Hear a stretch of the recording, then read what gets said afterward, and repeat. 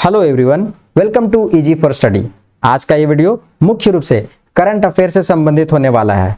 आपको पता होगा कि किसी भी एग्जाम के लिए जो करंट अफेयर होता है वो एक इम्पॉर्टेंट रोल प्ले करता है, यानी दूसरे शब्दों में कह सकें कि ये एक मील का पत्थर साबित होता है किसी भी एग्जाम के लिए। तो आज का ये वीडियो मुख्य रूप से जितने भी करंट अफेयर के टॉपिक होंगे, चाहे वो राष्ट्रीय घटनाक्रम हो, चाहे वो अंतर्राष्ट्रीय घटनाक्रम हो, चाहे वो साइंस एंड टेक्नोलॉजी हो, पर्यावरण हो, खेलकूद हो, बुक्स एंड ऑथर हो, इंडेक्स से संबंधित हो, सूचकांक वाला, इन सारे टॉपिक्स को क्वेश्चन के फॉर्मेट में यहां अरेंज करके और उसके बाद मैं एक्सप्लेन करूंगा। ठीक है, क्वेश्चन के साथ साथ कुछ अन्य तथ्य को भी मैं इंक्लूड किया हूं और साथ ही साथ मैं कुछ नोट भी बताता चला जाऊंगा, कुछ इंपॉर्टेंट फैक्ट्स को भी इंक्लूड करता चला जाऊंगा। तो आप पेन और पेपर लेके जरूर बैठेंगे, जिससे कि जो आपको लगे इंपॉर्टेंट है वो आप तुरंत उस समय नोट डाउन कर सकें। ठीक है, तो बिना लेट किए हुए वीडियो को आज हम स्टार्ट करते हैं। G20 सदस्य देशों के राष्ट्राध्यक्षों, शासनाध्यक्षों का 17वां जो शिखर सम्मेलन था वो कहाँ आयोजित किया गया था? तो ये जो शिखर सम्मेलन था वो बाली में किया गया था। बाली कहाँ है? इंडोनेशिया। 17वां G20 शिखर सम्मेलन बाली। G20 जो ग्रुप ऑफ 20 जिसको कहते हैं, G20 का मतलब होता है ग्रुप ऑफ 20, यानी 20 देशों का ये क्या है, एक ऑर्गेनाइजेशन है। ठीक है, इतना आप ध्यान रखेंगे। इसके अलावा जो आयोजन स्थल है वो बाली इंडोनेशिया में है। G20 का अध्यक्ष वर्तमान में इंडोनेशिया, हालांकि चेंज हुआ है, अब भारत जो है उसका कर लिया है। ठीक है, भारत ने G20 सदस्यता अध्यक्षता कब ग्रहण किया? दिसंबर 2022 में। ठीक है, इससे और इंपॉर्टेंट क्या फैक्ट्स होता है? तो विश्व के प्रमुख विकसित और उभरती हुई अर्थव्यवस्था को जोड़ने वाला जो राजनीतिक बहुपक्षीय मंच है ये G20। ठीक है, और जो प्रथम आयोजन था ना G20 का, वो कब किया गया था? तो 2008 में। कहां पर? वॉशिंगटन डीसी में। अब आपको पता होना चाहिए, वॉशिंगटन तो पता है, इसका फुल फॉर्म क्या होता है? डिस्ट्रिक्ट ऑफ कोलंबिया, है ना, याद रखिएगा। अब G20 में कौन कौन से सदस्य हैं थोड़ा सा ध्यान में रखेंगे तो सब कॉन्शियस वाला दिमाग में रहेगा, काम आ जाएगा। अर्जेंटीना में ऑस्ट्रेलिया, अर्जेंटीना इंक्लूड होता है, सॉरी, ऑस्ट्रेलिया, ब्राजील, कनाडा, चीन, France, Germany, Bharat, Indonesia, Italy, Japan, Korea गणराज्य, मैक्सिको, रूस, सऊदी अरब, दक्षिण अफ्रीका, तुर्की, यूनाइटेड किंगडम, यूएसए और यूरोपीय संघ। ठीक है, यहां पर आप इतना बात ध्यान रखेंगे। इसके अलावा G20 से संबंधित कुछ अन्य तथ्य में क्या आएगा? G20 का कोई भी सचिवालय नहीं है, हेडक्वार्टर इसका कहीं नहीं है। ठीक है, G20 का 18वां जो शिखर सम्मेलन है वो कहाँ आयोजित किया जाएगा? तो वो दिल्ली में, जो ऑलरेडी हो चुका है। ठीक है, आपको पता होना चाहिए। 45 नंबर देखो, भारत जो है G20 का नया शेरपा किसे नियुक्त किया है? इंपॉर्टेंट क्वेश्चन है, स्टार मारो। शेरपा किसको कहते हैं? तो G20 के जो अध्यक्षता करता है ना, अपने रिप्रेजेंटेशन जो करता है ना, उसको कहा जाता है शेरपा। तो हमारे जो अमिताभ कांत हैं, अमिताभ कांत बेसिकली नीति आयोग के पूर्व में क्या थे? सीईओ थे। सीईओ का फुल फॉर्म क्या होता है? Chief executive director, sorry officer, है ना। नीति आयोग के पूर्व में सीईओ थे और इन्होंने G20 का नया शेरपा इनको नियुक्त किया गया भारत सरकार के द्वारा। इतना बात आपको पता होना चाहिए। भारत जो है G20 की अध्यक्षता कब से ग्रहण कर रहा है? 1 दिसंबर 2022 से। ठीक है, और ये अभी कब तक रहेगा? तो 30 नवंबर 2023 तक। 1 दिसंबर 2022 से लेकर के 30 नवंबर 2023 तक भारत अध्यक्ष रहेगा G20 का, ग्रुप ऑफ 20 का। शेरपा क्या होता है? शेरपा का मतलब होता है G20 नेताओं के बीच में जो बातचीत होती है ना, और आम सहमति जो बनाने वाला प्रभारी होता है ना, उसको कहते हैं शेरपा। आपको पता होना चाहिए कि जब आप माउंटेनियरिंग करेंगे ना, तो वहां पर भी एक शेरपा टर्म आता है, ध्यान रखिएगा। बेसिकली अमिताभ कांत क्या है? केरल के IAS अधिकारी है, केरल कैडर के एक IAS अधिकारी है। ठीक है, इसके अलावा और क्या इंपॉर्टेंट हो सकता है? नेक्स्ट, ठीक है, 46 नंबर इंपॉर्टेंट और उधर था नहीं। भारत ने G20 अध्यक्षता की शुरुआत कब की थी? तो ये की थी 1 दिसंबर 2022 से। अभी ऊपर ऑलरेडी बता चुका हूं, G20 की अध्यक्षता भारत के द्वारा 1 दिसंबर 2022 से। इंपॉर्टेंट है भाई, अध्यक्षता बहुत लंबे समय के बाद मिला है भारत को। ठीक है, और भारत को ये अध्यक्षता कौन दिया था? आपको पता होना चाहिए, भारत को ये पास किया है इंडोनेशिया। भारत को जो ये अध्यक्षता मिला है ना, वो इंडोनेशिया से पास हुआ है। ठीक है, और कब तक रहेगा? तो 30 नवंबर 2023 तक। इतनी बात को आप ध्यान रखेंगे, 30 नवंबर 2023 तक रहेगा। और इसका जो थीम था ना, थीम जो है वो वासुदेव कुटुंबकम, या एक पृथ्वी, एक परिवार, एक भविष्य, यानी 1 अर्थ, 1 फैमिली और 1 फ्यूचर। ठीक है, और ये कहां से लिया गया है? महाउपनिषद के संस्कृत पाठ से लिया गया है। हमारा अपना तो कुछ टर्म तो रहेगा ना, हमारा अपना कुछ छाप यहां दिखेगा, वही यहां पर दिखता हुआ आपको नजर आ रहा होगा। ठीक है, नेक्स्ट देखते हैं। नेक्स्ट सवाल हमारा है 47 नंबर।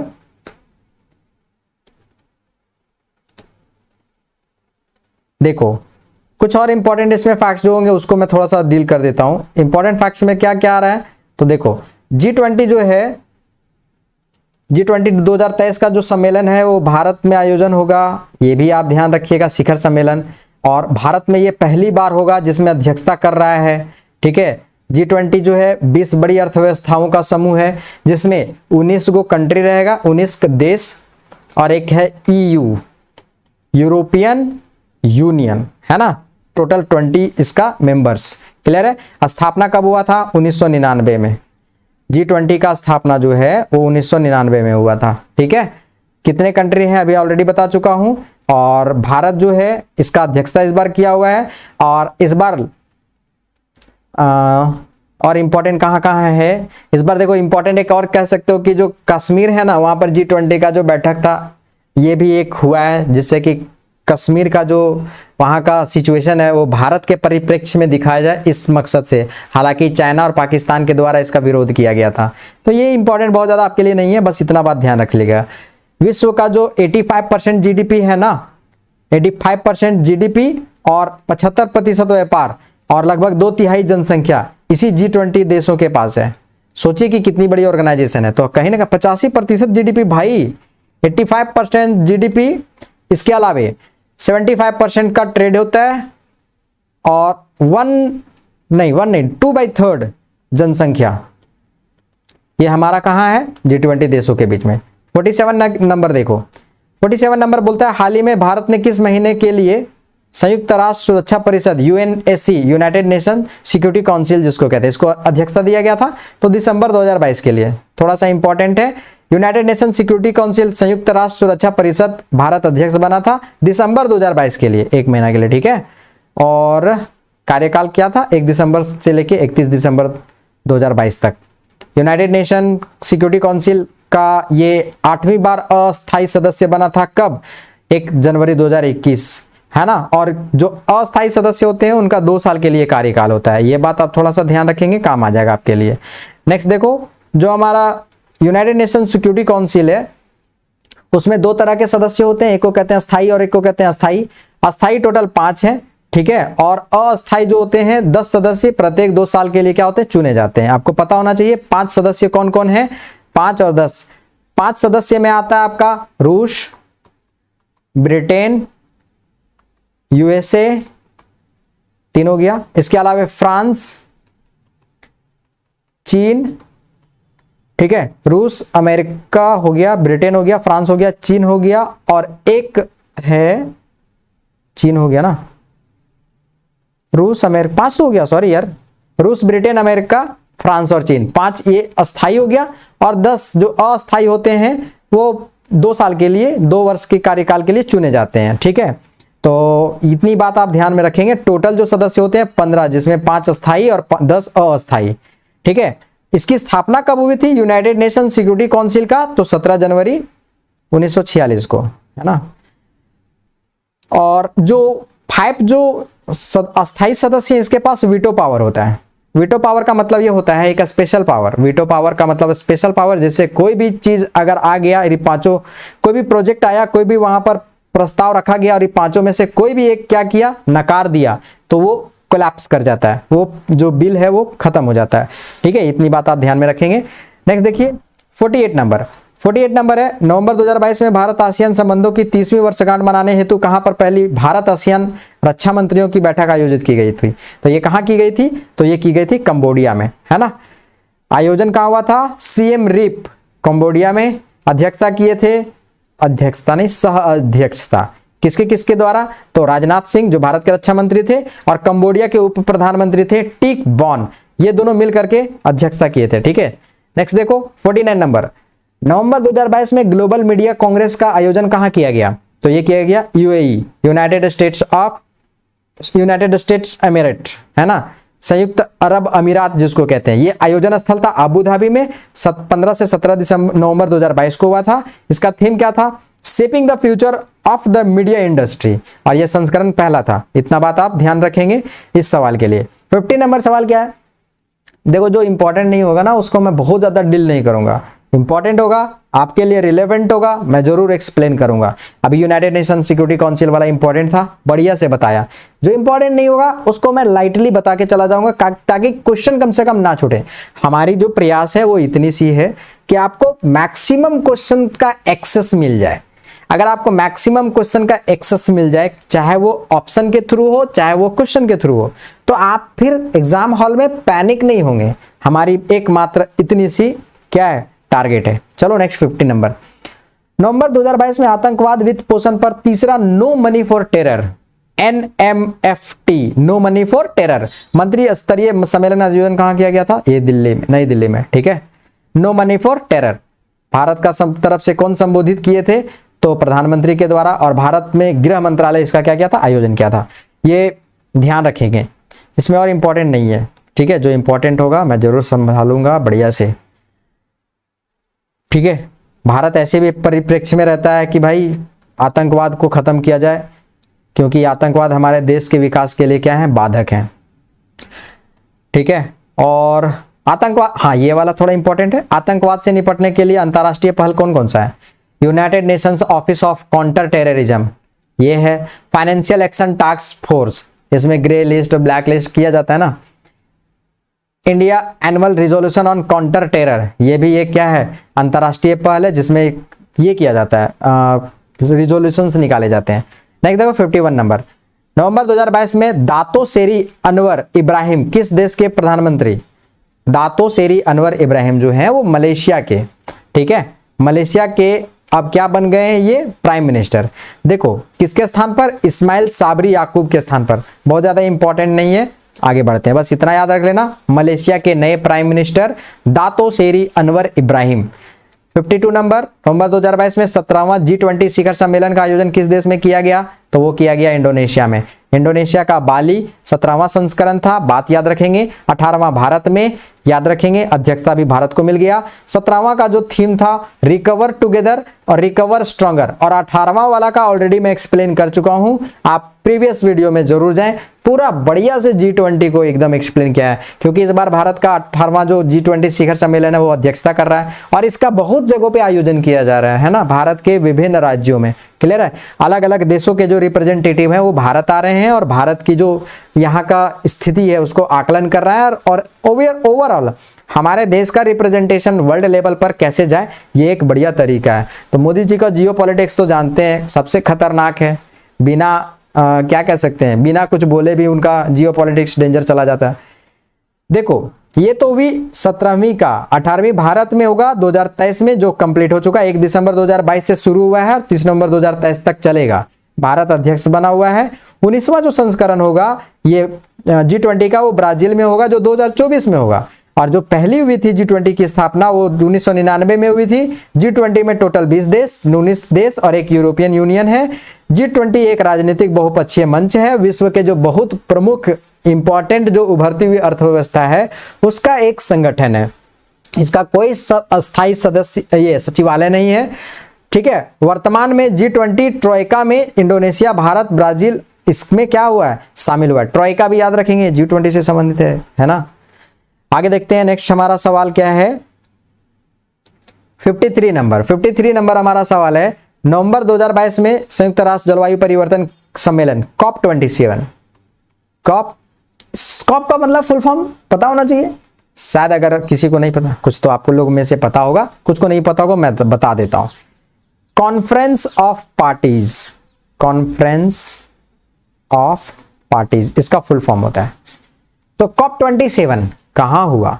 ये हुआ शर्म अल शेख मिस्र में। इंपॉर्टेंट है, इन्वायरमेंट से सवाल बनते ही बनते हैं। ठीक है, COP27 कौन किया? UNFCCC, क्या फुल फॉर्म होता है? यूनाइटेड नेशन फेडरेशन ऑफ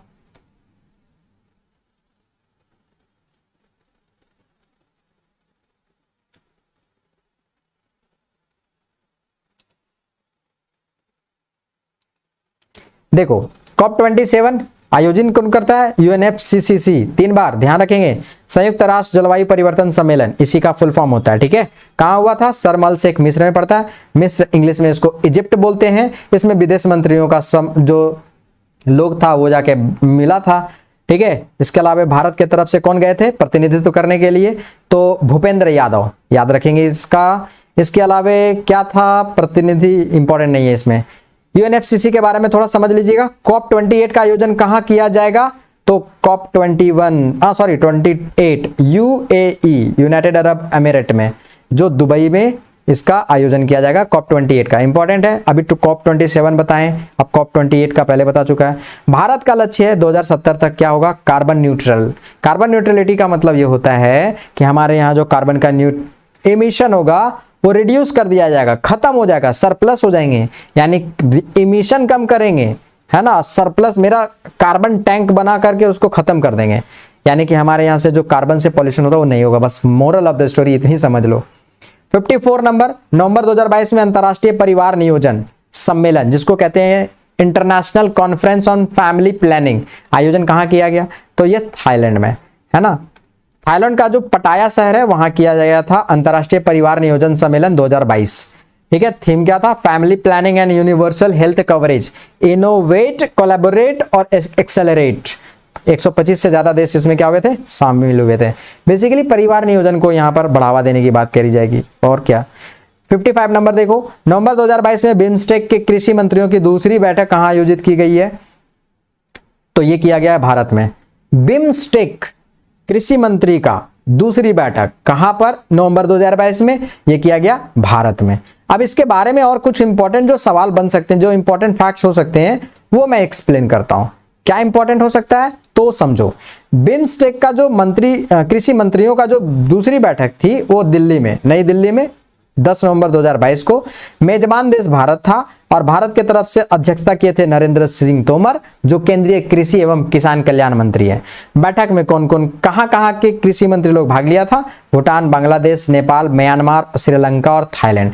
माध्यम क्या था? वर्चुअली, यानी कि इंटरनेट के माध्यम से। वो अपना देश में बैठा हुआ है, हम अपने देश में बैठे हुए हैं, ऐसे ये संस्करण था दूसरा, है ना। इसके बारे में और क्या होगा इंपॉर्टेंट? तो और इंपॉर्टेंट हमको नजर नहीं आ रहा है, ठीक है। अब बिम्स्टेक के बारे में थोड़ा समझ लो, इंपॉर्टेंट है। BIMSTEC, बिम्स्टेक के बारे में। बिम्स्टेक का फुल फॉर्म क्या होता है? तो Bay of Bengal initiative for multi sectoral technical and economic cooperation. इसकी स्थापना कब हुई थी? 6 जून 1997 को।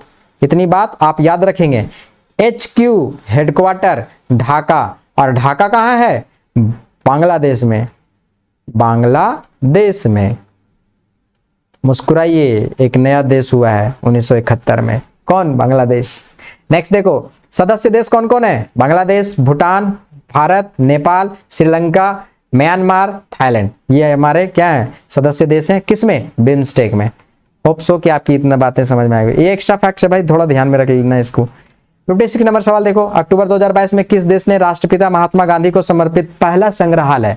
तो ये अमेरिका, USA जो है, वहां पर अटलांटिक शहर है न्यू जर्सी में, है ना। वो एक राज्य है, न्यू जर्सी एक राज्य है अमेरिका का। वहां क्या हुआ था? ये गांधी जी का से संबंधित संग्रहालय खोला गया, ठीक है, न्यू जर्सी में। कौन किया है? गांधीयन सोसाइटी और आदित्य बिड़ला ग्रुप, दोनों मिलकर के किया है। नाम क्या लिखा गया है? गांधी संग्रहालय। इंपॉर्टेंट है, गांधी जी से संबंधित है। राष्ट्रपिता को समर्पित एक शहर है, राष्ट्रपिता को, महात्मा गांधी को समर्पित अमेरिका में जो पहली बार न्यू जर्सी एक ऐसा राज्य है जहां पर क्या किया गया है? संग्रहालय खोला गया है, ठीक है। तो कहीं ना कहीं भारत का इसमें इंपॉर्टेंस बढ़ता है। नेक्स्ट देखो 57 नंबर, अक्टूबर 2022 में ऋषि सुनक ने ब्रिटेन के प्रधानमंत्री के रूप में पदभार ग्रहण किया। उनसे संबंधित कुछ बातों का विचार कीजिए। पहला है, वह इस पद पर नियुक्त होने वाले भारतीय मूल के पहले व्यक्ति हैं। ये तो पहला स्टेटमेंट था। अब दूसरा स्टेटमेंट क्या है वो थोड़ा सा नीचे देखते हैं। दूसरा स्टेटमेंट है कि क्या वह कंजर्वेटिव पार्टी से के नेता थे। तीसरा है, वह इस पद पर पहुंचने वाले पहले हिंदू व्यक्ति हैं। तो इसका ऑप्शन है सब सही, भारतीय मूल के पहले, कंजर्वेटिव पार्टी से, और हिंदू व्यक्ति पहला। अब सोचो भाई, ब्रिटेन जो उपनिवेश बना के रखा था पूरा लगभग वर्ल्ड को। बोला जाता है कि जो महारानी थी उसका एरिया में, उसका क्षेत्र में, उसके राज्य में कभी भी सूर्यास्त नहीं होता था। वहां पर एक भारतवंशी जाकर के क्या किया, इस तरह के पोस्ट को ऑक्यूपाई किया। ठीक है, तो थोड़ा सा ऋषि सुनक के बारे में जान लीजिए, इंपॉर्टेंट बन सकता है। पदभार ग्रहण कब किए, 25 अक्टूबर 2022 को, 42 वर्ष की उम्र में, कंजर्वेटिव पार्टी से बिलोंग करते हैं। पहले लिज ट्रस थे इनके, पहले ना एक फीमेल बनी थी लिज ट्रस, वो नहीं संभाल पाई। ठीक है, इकोनॉमी पूरा खराब हो गया था वहां पर, कोरोना का टाइम पीरियड में ऑलरेडी बर्बाद कर दिया था पूरा ब्रिटेन को। ठीक है, तो क्या हुआ ना, संभाल नहीं पाई लिज ट्रस। अब परिणाम ऐसा हुआ कि वो रिजाइन की और उसके बाद ऋषि सुनक को बनाया गया। हमारे नारायण मूर्ति है ना और सुधा मूर्ति, इन्हीं के दामाद हैं। आप नारायण मूर्ति और सुधा मूर्ति को अगर नहीं जानते होंगे तो एक बार गूगल कर लीजिएगा। ठीक है, इनके बारे में क्या बताऊं मैं। देखो क्या है, इनके दादा दादी भारतीय थे, पंजाब से पूर्वी अफ्रीका चले गए थे, 1960 के दशक में वहां पर गए। ये इंपॉर्टेंट नहीं है भाई, ये आपको सवाल नहीं बनाएगा, तो मैं इतना ज्यादा डिटेल नहीं करूंगा, जितना जरूरत का चीज है मैं बता दिया हूं। ठीक है, एक और बात याद रखिएगा, जो बोरिस जॉनसन थे ना, उनके सरकार में ये वित्त मंत्री थे, इकोनॉमिक्स से हैं, मैनेजमेंट का किए हुए हैं, बहुत बड़ा इनका साम्राज्य है बिजनेस में। अक्टूबर 2022 में ब्राजील का नया राष्ट्रपति किसे चुना गया, ये चुना गया लुइस इनसियो लुला डी सिल्वा, है ना। किसका स्थान लिए थे ये, जायर बोल्सोनारो का। ये जो पहला ऑप्शन दिया ना, जायर बोल्सोनारो, ये हार गए और ये जीत गए। बड़ा मामला खराब चल रहा है वहां भाई, बहुत खराब। ठीक है, कौन सा पार्टी से बिलोंग करते हैं, वर्कर्स पार्टी। इससे ज्यादा और इंपॉर्टेंट इसमें नहीं बनेगा। नेक्स्ट देखो 59 नंबर, अक्टूबर 2022 में इराक का नया राष्ट्रपति किसे चुना गया, अब्दुल लतीफ रशीद। इनको क्या किया गया, इराक का नया राष्ट्रपति चुना गया। होप सो कि इतनी बातें आपको समझ में आ गया होगा। इराक में ऐसी और इंपॉर्टेंट क्या हो सकता है, तो जो वहां के राष्ट्रपति थे बरहम सालेह, उनका स्थान मिला है इनको। पहले बरहम सालेह थे राष्ट्रपति, उनका स्थान नए राष्ट्रपति ने लिया। ठीक है, अब्दुल लतीफ रशीद। इसके अलावा और इंपॉर्टेंट नहीं है। नेक्स्ट देखो, स्वीडन के नए प्राइम मिनिस्टर किसे चुना गया, तो ये चुना गया उल्फ क्रिस्टर्सन। इसके अलावा और इसमें कोई इंपॉर्टेंट नहीं है, जो जरूरत का है मैं बता दूंगा। इंटरपोल इंपॉर्टेंट है, अक्टूबर 2022 में 61 नंबर सवाल, 90वीं मतलब 90वीं इंटरपोल महासभा 2022 का आयोजन कहां किया गया, तो ये किया गया नई दिल्ली में। ठीक है, अब इंटरपोल के बारे में थोड़ा सा आपको पता होना चाहिए। ठीक है, ये जो महासभा था ना, 90वीं इंटरपोल महासभा का जो आयोजन स्थल था वो प्रगति मैदान है। मौका मिले ना कभी तो प्रगति मैदान में बुक फेयर होता है, वहां जरूर जाइए, है ना। बड़ी सारा वहां मेला लगता रहता है, ट्रेड फेयर होता है, बुक फेयर होता है, बुक का कलेक्शन मिलेगा भाई वहां पे बुक फेयर में। ठीक है, नई दिल्ली में, और बहुत इंपॉर्टेंट है, इसीलिए मैं बताया हूं बुक फेयर के संबंध में। भागीदार प्रतिनिधि 195 देश लिए थे। महासभा इंटरपोल का सर्वोच्च शासी निकाय है। इंटरपोल का इसके पहले बैठक जो है भारत में 1997 में हुआ था। ठीक है, और कुछ नहीं इंपॉर्टेंट है। 62 नंबर, अक्टूबर 2022 में पहले आसियान भारत स्टार्टअप महोत्सव 2022 का आयोजन कहां किया गया, ये किया गया आपका बोगोर। बोगोर कहां है, इंडोनेशिया में। तो पहले आसियान भारत स्टार्टअप महोत्सव बोगोर में, कहां है, बोगोर इंडोनेशिया में। देखो इसके बारे में कुछ वैसा और खास नहीं दिख रहा है। हाँ, ये इंपॉर्टेंट है क्योंकि इससे कनेक्ट होगा पक्का। ISA आ रहा ना, अंतरराष्ट्रीय सौर गठबंधन। तो अक्टूबर 2022 में अंतरराष्ट्रीय सौर गठबंधन ISA, इंटरनेशनल सोलर अलायंस, तो इसके अध्यक्ष एवं सह अध्यक्ष के रूप में क्रमशः किन देशों को चुना गया, तो भारत जो है अध्यक्ष और सह अध्यक्ष फ्रांस, और यही दोनों मिलकर के बनाया भी है ISA। जो फ्रांस के उस समय राष्ट्रपति थे फ्रैंकोआ ओलांद, है ना, इनका ये साथ में थे, और मोदी जी। अक्टूबर 2022 में निर्वाचन माह हुआ था। निर्वाचन का स्थल कहां था, नई दिल्ली में।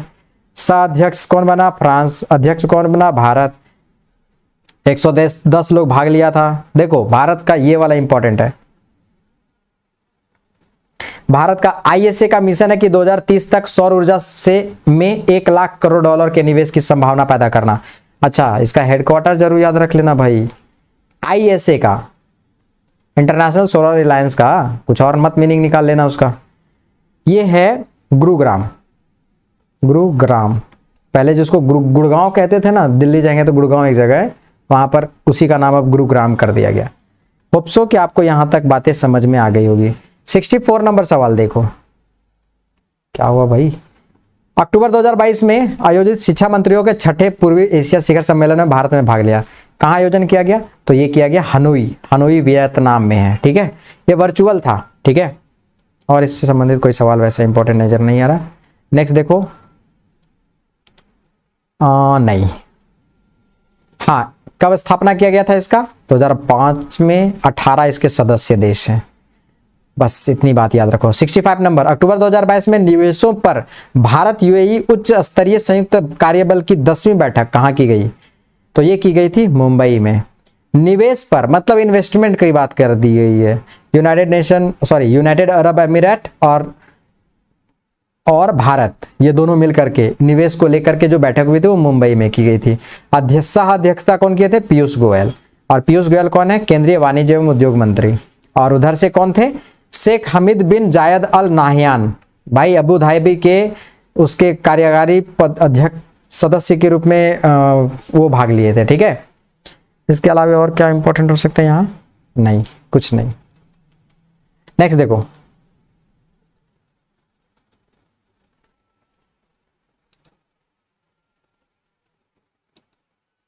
सिक्सटी 66 नंबर है।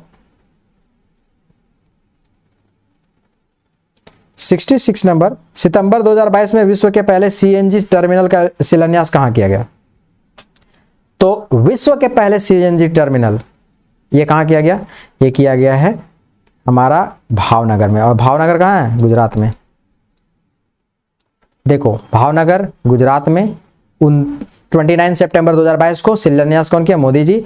4000 करोड़ का। इंपॉर्टेंट है ये वाला, देखो यहां स्टार मार दे रहे हैं। विश्व का पहला सीएनजी टर्मिनल गुजरात का भावनगर में, ठीक है। चलो नेक्स्ट देखते हैं आगे। पीपीपी मॉडल से है, जिसको कहते हैं पब्लिक प्राइवेट पार्टनरशिप। 2026 तक टर्मिनल का निर्माण पूरा हो जाएगा। सीएनजी का फुल फॉर्म क्या होता है? Compressed natural gas, CNG. LPG का फुल फॉर्म क्या होता है? लिक्विडिफाइड पेट्रोलियम गैस, है ना। इसके अलावा और क्या इंपॉर्टेंट हो सकता है? देखो, ये बोला गया ना, एक रोड टर्मिनल और एक लिक्विड टर्मिनल के अलावा यह विश्व का चौथा सबसे बड़ा लॉक गेट सिस्टम होगा। स्टार मान लो, इतनी बातें याद रख लेना। नेक्स्ट देखो, 67 नंबर, सितंबर 2022 में आईडीएफ वर्ल्ड डेयरी समिट 2022 का आयोजन कहां किया गया? तो ग्रेटर नोएडा में, है ना, दिल्ली का ग्रेटर नोएडा। क्या था theme? Dairy for nutrition and livelihood. Modi ji इसका ये किए थे इनॉग्रेशन। और इसमें हाँ, इंपॉर्टेंट फैक्ट वाला जरूर ध्यान में रखना, जो अभी बताने जा रहा हूं, स्टार मार दे रहा हूं। भारत जो है दुग्ध उत्पादन में क्या है? फर्स्ट। दुग्ध उत्पादन के मामले में भारत विश्व में फर्स्ट स्थान है, जो वैश्विक उत्पादन का लगभग 23% करता है। विश्व में जितना भी दुग्ध का उत्पादन होता है ना, उसका 23% जो है वो भारत में होता है और विश्व में पहला स्थान रखता है। पहला बात। दूसरी बात क्या है? इसके बाद क्रमशः संयुक्त राज्य अमेरिका, मतलब पहला स्थान है इंडिया का, दूसरा स्थान है यूएसए का, भी मत कर देना भाई यू, तीसरा स्थान है चाइना का, और चौथा स्थान है पाक का, पांचवा स्थान है ब्राजील का, ठीक है। सिस्टम स्लो कर रहा है यार लंबे समय तक करने से। ब्राजील का, ठीक है। हाँ, जब ये तो देशों में हो गया, विश्व के देशों में। अगर हम इसको कंटिन्यू करें राज्य में, तो राज्य का जब देखा जाए तो पहला स्थान राज्य में आता है दुग्ध उत्पादन में, आरजे राजस्थान 15.05। दूसरा स्थान है यूपी का, तीसरा स्थान एमपी का। इतना बात आप ध्यान में रखेंगे, तो इतना सारा एक्स्ट्रा फैक्ट जरूर रखेंगे।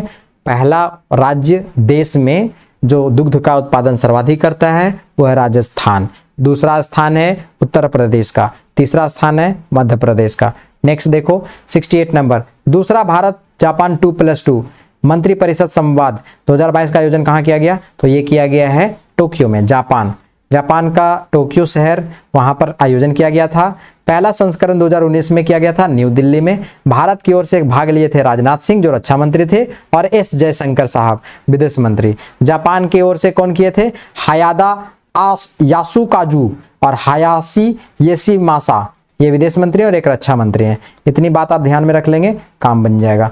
नेक्स्ट सवाल देखो, 2+2 वार्ता पहले होता क्या वो समझ लो। ये एक संवाद का प्रारूप है जहां पर रक्षा मंत्री और विदेश मंत्री आमने सामने मिलकर के, इनके जो सचिव होते हैं अपने समकक्ष मतलब हमारे राष्ट्रपति हमारे रक्षा मंत्री उनके रक्षा मंत्री, हमारे विदेश मंत्री उनके विदेश मंत्री, दोनों उनका जो सचिव होते हैं एक दूसरे के सामने मिलकर के बातें करते हैं। बस इतनी बात।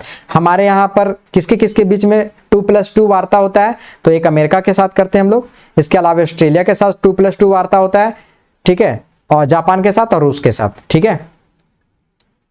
और नेक्स्ट हो गया सितंबर 2022 में संघाई सहयोग संगठन, ठीक है, SCO जिसको कहते हैं, 22वां शिखर सम्मेलन कहां आयोजित किया गया? तो ये किया गया समरकंद।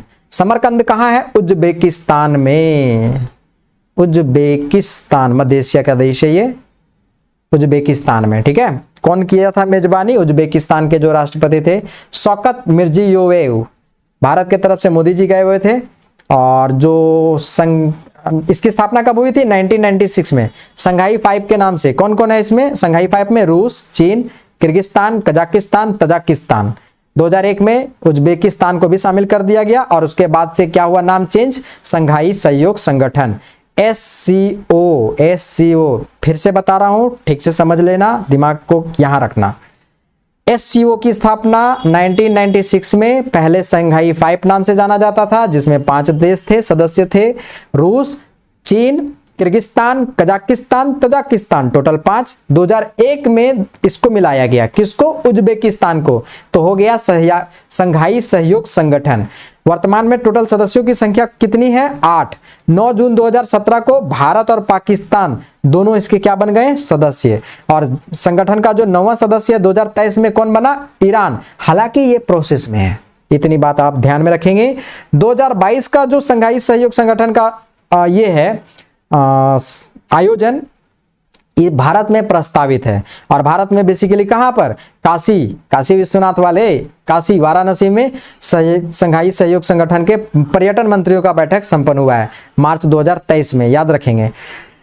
नेक्स्ट देखो 70 नंबर क्या बोलता है? सितंबर 2022 में UNESCO global network of learning cities में भारत के कितने शहर को सम्मिलित किया गया है? तो इसमें टोटल 3 जो सिटीज है उसको सम्मिलित किया गया। कौन कौन है ये? तो ध्यान रखेंगे, UNESCO global network of learning cities में भारत के 3 शहर। कौन कौन? तो नीलांबूर जो केरल में है, त्रिशूर जो केरल में है, और वारंगल जो तेलंगाना में है, ठीक है। कुल 44 देशों के 77 शहर को इसमें इंक्लूड किया गया था। बस इतनी बात ध्यान रखेंगे। नीलांबूर को सागौन का स्थल भी कहा जाता है, इंपॉर्टेंट है, नीलांबूर के विषय में आप समझो क्योंकि ये न्यूज में है, तो ध्यान रखेंगे। यह भारत के केरल राज्य में स्थित है और पारिस्थितिकी पर्यटन गंतव्य के लिए इंपॉर्टेंट है, यानी कि यहां पर आपको अच्छे से पारिस्थितिकी से संबंधित डिटेल्स मिलेंगे,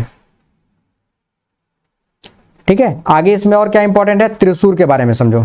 त्रिशूर जो है शहर केरल की सांस्कृतिक राजधानी के रूप में जानी जाती है, और त्रिशूर जो है शैक्षणिक और अनुसंधान संस्थान का यहाँ पर स्थल कहा गया है। और वारंगल तेलंगाना का है, और ये एक समृद्ध सांस्कृतिक विरासत है।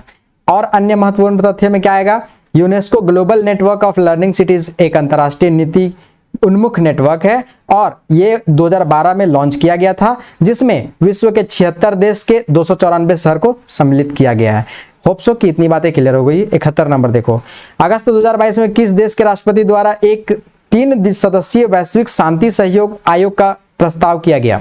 तो ये टोटल मैक्सिको के राष्ट्रपति के द्वारा, ठीक है। नाम क्या है? एंड्रेस मैनुअल लोपेज एब्रोडेर, इनके द्वारा क्या किया गया? 3 सदस्यीय वैश्विक शांति आयोग का प्रस्ताव रखा गया। इसमें कौन कौन है? मोदी जी भारत के, एंटोनियो गुटेरेस संयुक्त जो राष्ट्र संघ है उसके महासचिव, और पोप फ्रांसिस। ये तीनों को सोचिए कहां पर मोदी जी का स्टैंड है भाई, है ना। नेक्स्ट देखो, 5 साल का कार्यकाल रहेगा। वैश्विक शांति को बढ़ावा देने में मोदी जी का हाथ है, इंपॉर्टेंट, ध्यान रखिए। जियोपॉलिटिक्स, 72 नंबर है भी, इतना आसान नहीं कहा जा सकता, बहुत ही स्ट्रेंथ में आते हैं आज के समय में। अगर जेलेंस्की को रूस मार रहा है तो उसके बाद जो जेलेंस्की है वो बताते हैं मोदी जी को थोड़ा कम मार करने बोलिए, अब इससे कम बड़ी बात थोड़ी हो सकती है। सितंबर 2022 में भारत संयुक्त अरब अमीरात यूएई संयुक्त आयोग की बैठक कहाँ आयोजित की गई? तो ये की गई अबू धाबी में, अबू धाबी यूएई में है, ठीक है। तो 14वां भारत संयुक्त अरब अमीरात की बैठक 2022 का अबू धाबी यूएई में ये हुआ, संपन्न हुआ। भारत की तरफ से विदेश मंत्री गए थे एस जयशंकर साहब, और यूएई के जो विदेश मंत्री थे शेख अब्दुल्ला बिन जायद अल नाहयान, नाम देख रहे हैं, ठीक से ध्यान में रखिएगा, बार बार ही करंट में रहेंगे। शेख अब्दुल्ला बिन जायद अल नाहयान 14वां संस्करण था। क्या क्या समझौता किया गया ये आपके लिए इंपॉर्टेंट नहीं है, जो इंपॉर्टेंट है मैं वहां ऑलरेडी एक्सप्लेन थोड़ा कर दूंगा। नेक्स्ट देखो, इसमें और क्या महत्वपूर्ण हो सकता है। दोनों देशों के मंत्रियों के द्वारा 10 बिलियन अमेरिकी डॉलर तक का जो इन्वेस्टमेंट है उस पर बात कही गई, व्यापार का, ठीक है।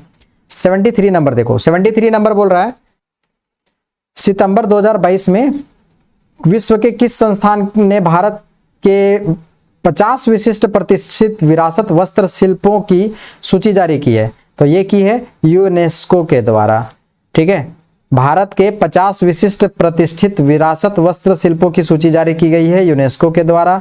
और कहाँ कहाँ का क्या है तो देखो, तमिलनाडु से डोडा कढ़ाई और सुगुंडी, वाराणसी का अवध जामदानी, हिमाचल प्रदेश का चंबा रुमाल, हरियाणा का खेस, महाराष्ट्र का हिमरू। यूनेस्को के बारे में, यूनेस्को का स्थापना कब हुआ? UNESCO, यूनेस्को का स्थापना 1945 में हुआ था।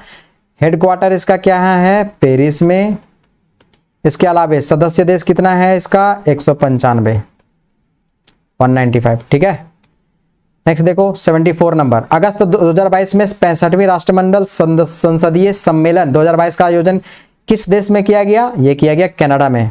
कनाडा का जो हैलिफैक्स शहर है, नोवा स्कॉटिया में पड़ता है, वहां पर किया गया था।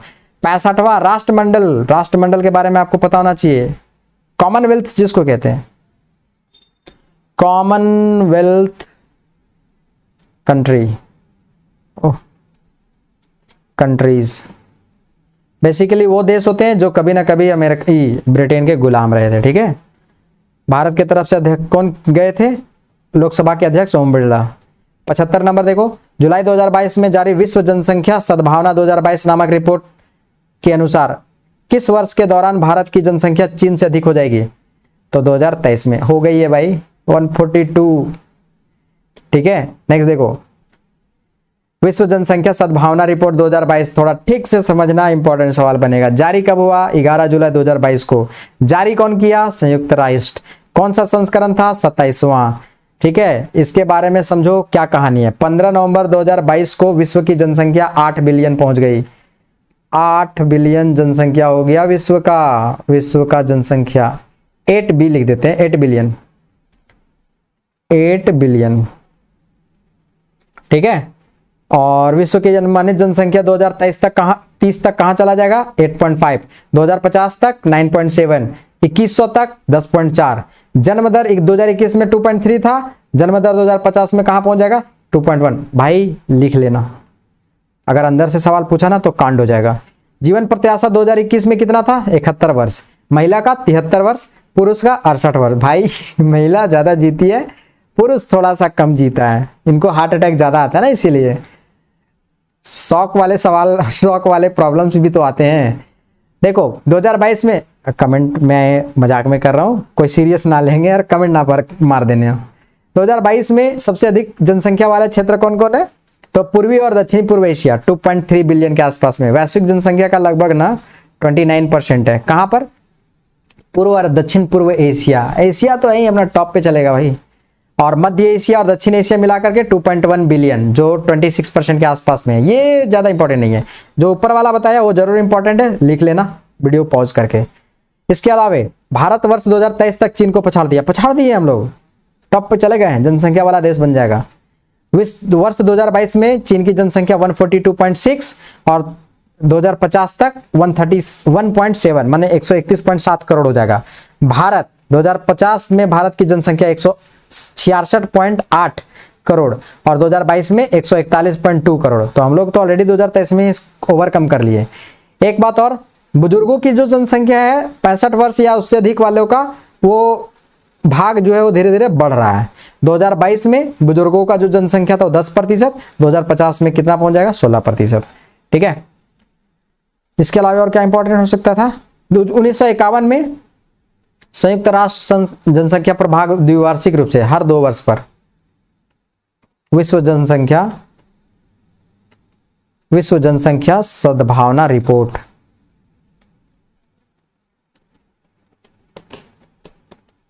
जारी किया जाता है। किसके द्वारा? यूएन के द्वारा। ठीक है, इसके अलावा और इंपॉर्टेंट, वैश्विक स्तर पर जो जीवन प्रत्याशा है 2021 में 71 वर्ष, 2019 में 72.2 था, घट गया ना भाई। नेक्स्ट देखो 76 नंबर, जुलाई 2022 में साइबर सुरक्षा सहयोग विषय पर बिम्स्टेक विशेषज्ञ दल का बैठक का आयोजन कहाँ किया गया? ये किया गया था नई दिल्ली में। ठीक है, बिम्स्टेक साइबर सुरक्षा एक बहुत इंपॉर्टेंट अभी क्या है इश्यूज है। क्यों? क्योंकि एक बड़ी जनसंख्या के पास हमारा इंटरनेट एक्सेस है और उसका लोग मिसयूज करते हैं, है ना। तो थोड़ा सा इस बात को आप जरूर ध्यान में रखेंगे। देखो, साइबर सुरक्षा सहयोग पर बिम्स्टेक विशेषज्ञ दल का बैठक हुआ 2019 में, कहा हुआ था बैंकॉक, और 2022 वाला नई दिल्ली में। ठीक है, इसके अलावा अध्यक्षता कौन किए थे ये इंपॉर्टेंट नहीं है। भागीदार देश कौन कौन था? बांग्लादेश, भारत, भूटान, म्यांमार, नेपाल, श्रीलंका और थाईलैंड। ये पता होना चाहिए, बिम्स्टेक है तो वहां पर आएगा ही ये सब लोग। तो और इम्पोर्टेंट यहाँ क्या हो सकता है? 5 वर्ष के लिए कुछ जो योजना है उसका कार्य यहाँ पर किया जाएगा। बिम्स्टेक के बारे में, बिम्स्टेक का full form bay of Bengal initiative for multi sectoral technical and economic cooperation, 1997 में इसकी स्थापना की गई थी। दूसरी बार बता रहा हूँ, इसका हेडक्वार्टर ढाका बांग्लादेश में है और सदस्य देश बांग्लादेश, भूटान, भारत, म्यांमार, नेपाल, श्रीलंका और थाईलैंड है। नेक्स्ट देखो 77 नंबर, जुलाई 2022 में मारियो ड्रैगी ने प्रधानमंत्री पद से त्यागपत्र दे दिया। कहाँ के थे ये? इटली के। इटली के प्रधानमंत्री मारियो ड्रैगी त्यागपत्र दिए। बस इतनी बात ध्यान रखना, इससे ज्यादा और कुछ नहीं बताऊंगा और जरूरत का चीज है भी नहीं। नेक्स्ट देखो 78 नंबर, 78 नंबर बोल रहा है जुलाई 2022 में पहले I2U2, पहले ये समझो I2U2 है क्या? उसको ना वेस्ट का क्वाड कहा जाता है, वेस्ट का क्वाड। अब ये क्वाड क्या है आपको पता होना चाहिए। क्वाड कंट्री है ना, कौन कौन? भारत, अमेरिका, ऑस्ट्रेलिया और जापान। क्वाड कंट्री हमारे इधर वेस्ट ईस्ट में, और वेस्ट में I2 इंडिया और इजराइल। आई दो बार माने I2 इंडिया और इजराइल। U2 यानी यू दो बार, तो यू से यूनाइटेड स्टेट्स ऑफ अमेरिका और UAE लिख देता हूं यार,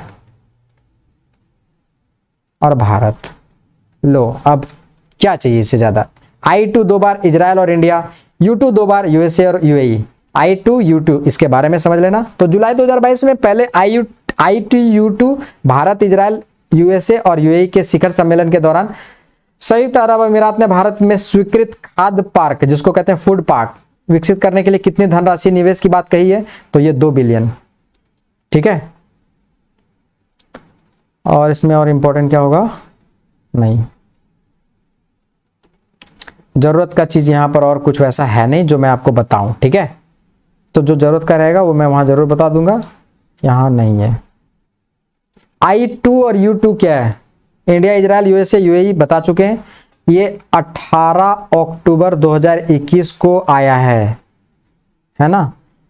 4 देशों के विदेश मंत्रियों का बैठक हुआ था और शेरपा स्तरीय चर्चा किया गया था। ठीक है, और क्या होगा? नहीं। चलो 79 नंबर देखो, जुलाई 2022 में किसने श्रीलंका के 15वें प्रधानमंत्री के रूप में शपथ ग्रहण किया? तो 15वां प्रधानमंत्री दिनेश गुणवर्धने, 15th PM दिनेश गुणवर्धने, है ना।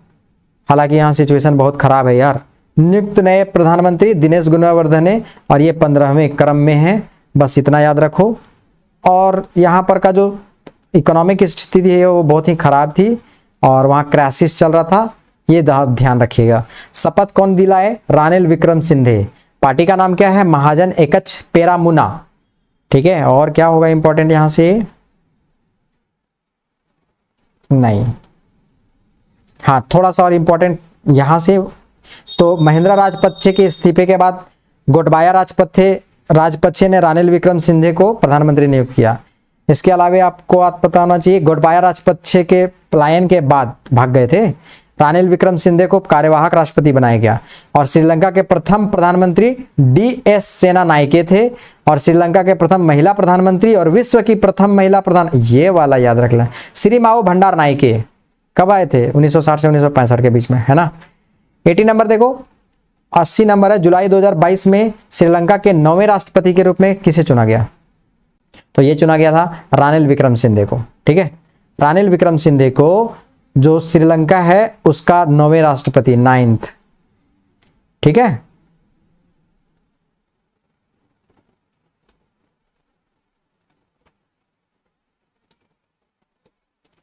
रानिल विक्रमसिंघे किससे संबंधित और क्या फैक्ट्स हो सकता है? तो कुछ वैसा इंपॉर्टेंट दिख नहीं रहा है।